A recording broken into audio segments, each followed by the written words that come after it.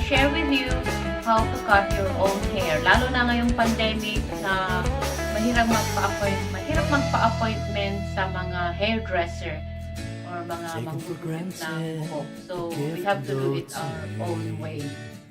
So, first, we gonna need a hair bubble or rubber band. We need scissor, of course, to cut the hair, and comb. So, first thing is you're gonna brush or comb your hair in front of you and take a bubble or rubber band and tie your hair.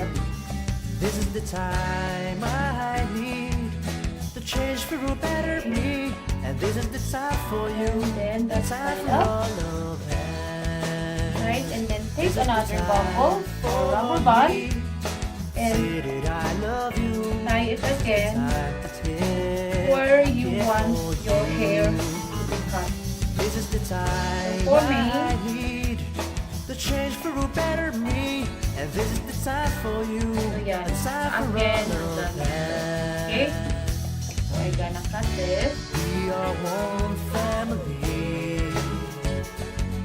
We hope and pray Cut. we always stay. Then, Let's put our hands together lang, and then forever we'll play a time of joy because of love. This is the time for me. diba? Here. Say that I love you. This is the time to tell. I care for Ito, you. nakalaman na ito. Para This is the mag-fix siya.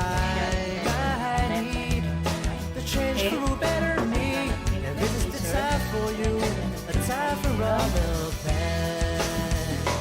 This is the time for me to say that I love you. This is the time to tell I care for you. This is the time I need to change for a better me, and this is the time for you, a time for all of us. This is the time for me to say that I love you. This is the time to tell I care for you. This is the time I need to change for a better me, and this is the time for you, a time for all of us. Kanina, dito sa hair ko, pareho na. Time for all of Shape na.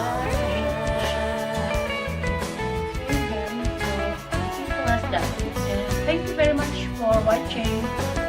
Till next time. Bye!